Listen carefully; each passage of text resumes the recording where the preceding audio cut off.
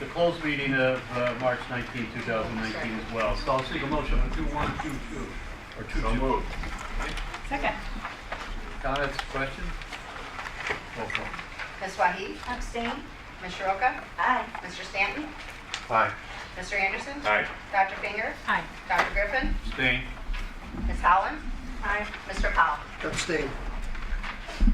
Next item is item 3, receipt of notices, communications, hearings, and petitions. If someone that would like to speak to the board, please approach the podium. And if you have notes, please give them to Karen. Anyone from the audience like to approach the board? Okay. They must be scared of the new chair. All right. Dr. Griffin, I did receive a communication, if I may. Sure. This is a thank you from Maria Tenuta, who was the adjunct faculty member honoree at the last meeting. So it's a nice thank you note to the Board of Trustees, so I will pass it around. Okay, thank you, Rich. Anyone else? All right, so let's go to the chair's report, item 4, and 4.1, student trustee report. And is this how you say it? Alexa? Yes. Do the report. Is that how you do it? They're going to be, Alexa, turn on the light. Alexa. Give the report. I'm excited for a year of Alexa does for sure. We're in the door, Alexa.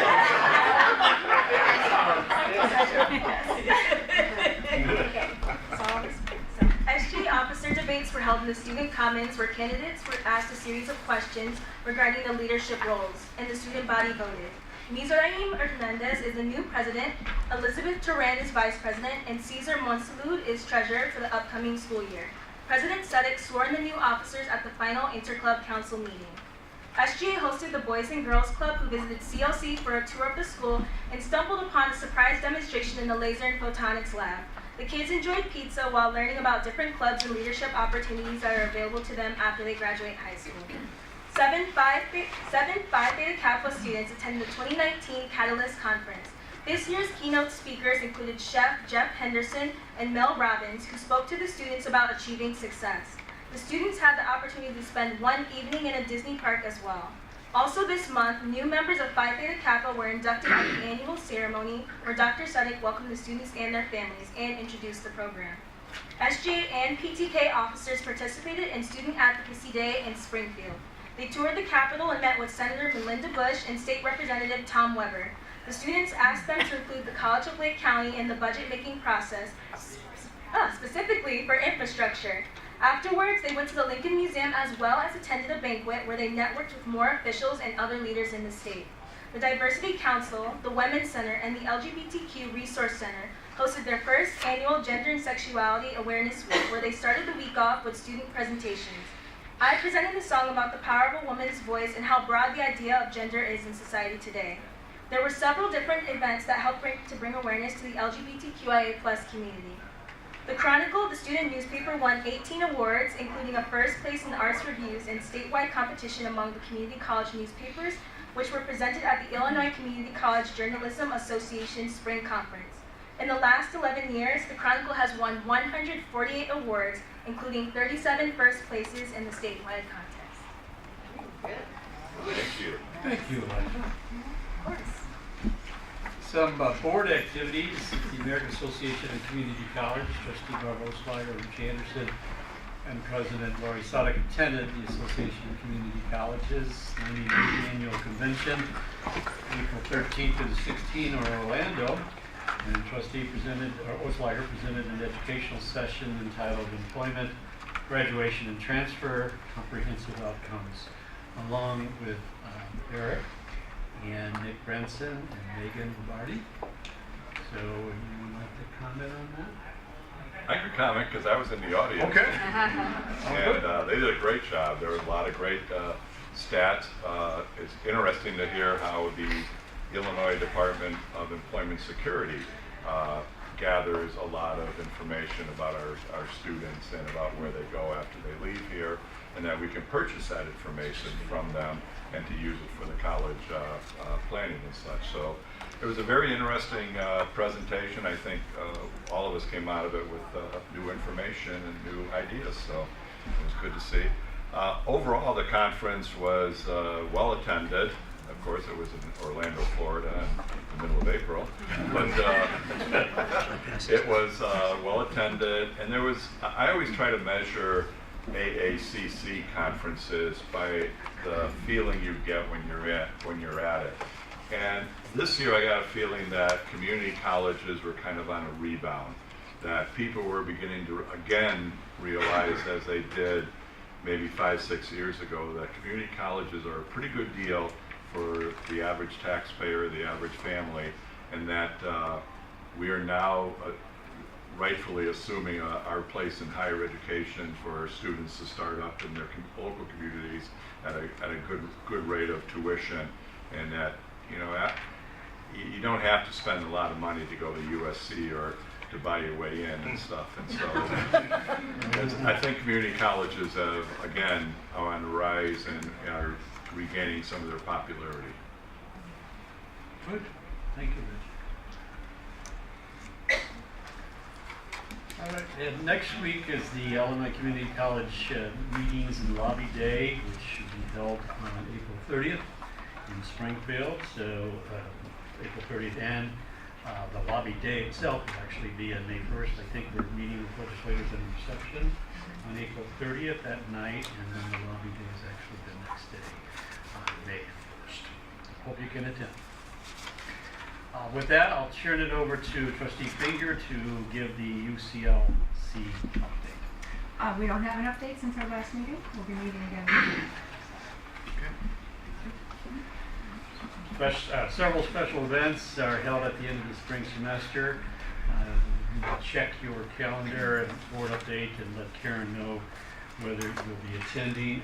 I know next week is the employee recognition dinner for Thursday. I had originally planned on attending, but I'm not going to be able to. Are you going to be able? Are you there? I'm not. Okay. I'm not able to attend because I'm actually going to receive an award at Triton College. So Wow. I'm honored at Triton College. I didn't know that till the other day. So Tell us about it, Dr. Well, it's just longevity, Accreditation. We've been working on our accreditation programs. We had accreditors there for national accreditation of the Accreditation Council of Business Schools and Programs, and I'm actually in my 10th year now as a Triton faculty member. I'll be honored for that as well. So I need to be there next Thursday. So, Catherine, if you're not, Rich, are you going to I'll be there. Would you mind making the comments for me? I'll say nice things about you, yes. All right.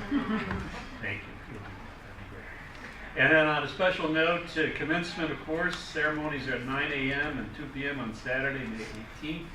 And lunch will be served on campus between the ceremonies, and the board dinner is planned for primos in Gurney. Okay, unless there's questions of the chair, I'll turn it over to President Sutton. Thank you. Good evening, everyone. Given our full agenda, my spoken comments, I'm going to try to be as brief as possible. But we want to ensure that trustees are informed of the many great accomplishments that our students, faculty, and staff have achieved over the past month. So provided at your place, you will find a handout that is entitled CLC Good News Report, which outlines some of the many great accomplishments that have been happening recently. So our team really is doing great work, and daily in my email there is something someone has accomplished or an award a student has received. So really fun to see that success. As far as updates, just want all trustees to be aware that our capital bill hearing, Senator Melinda Bush successfully advocated for a specific capital bill hearing to be added here in Lake County. To remind you, these hearings are for the purpose of understanding the capital needs around Illinois. I'm coordinating with Ken Gosh, Nick Caleris, and our lobbyist, Cheryl Axley, to prepare for this opportunity to testify and advocate for CLC's capital needs. This will include but not be limited to CLC's critical deferred maintenance list of over $6 million. The date of that hearing is May 3rd at 1 o'clock at the UCLC, so nice and walkable distance. On the topic of master planning, preparations are underway for CLC's master planning process. 2 items of note for trustees. We are forming our steering committee that will be cross-functional and a representative group responsible for shepherding the process with the architects. The college would appreciate a trustee liaison to this group. Secondly, in preparation for that launch of the committee, we've drafted guiding principles, which you'll find in a nice colorful handout at your place, entitled Master Planning, and it is a draft list of guiding principles for the board's review. At our May meeting, we will request your input to these recommended guiding principles so that we can incorporate trustee input before launching the steering committee. And at that point, we can also get from you who our trustee liaison may be. On strategic planning, I'll have you just flip over that document. The strategies for the 6 pillars of the strategic plan are under development. On the handout, you will see the strategic plan pillars as they are currently in draft form. We are also in the process of revising the values based on our employee and student input.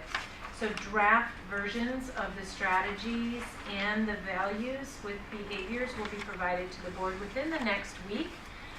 We will email that information to you, and then we will bring that into dialogue at the May meeting as well for your input and insights so that we can integrate trustee comments into our next strategic plan. Finally, provided for you, as you know, we've had efforts underway to improve transparency, alignment, communication, and accountability around our college planning efforts. So you've been provided a copy of the 3rd quarter report of the fiscal year 19 college plan, which is this document which outlines all of the activities that are happening within our strategic priorities this year with a scorecard status of how those things are going. Blue means complete, green means going well, yellow means there's some potential things we need to address to get it back on plan, and red means it may be stalled for not necessarily bad reasons, but sometimes there's just a heck of a lot going on that we need to get to first. So this is an overview provided for you, which also includes on the back half the growth and innovation fund projects that we had shared with you that were approved. So we are tracking the progress of those projects as well. This report will be shared college-wide tomorrow, so we are working to inform the entire college community of all of the activities that are underway. I do just want to make a final comment. I will not be at commencement, and it's not because I'm not excited about the 50th commencement for CLC. I'm just a little bit more excited about the fact that my oldest son, Connor, is also graduating on that very same day. So priorities of motherhood went out, and I will send a message to students and staff and faculty ahead of that so they are aware. And at this time, I'm going to hand it over to Ken Gosh, who's going to go through the 3rd quarter accountability report.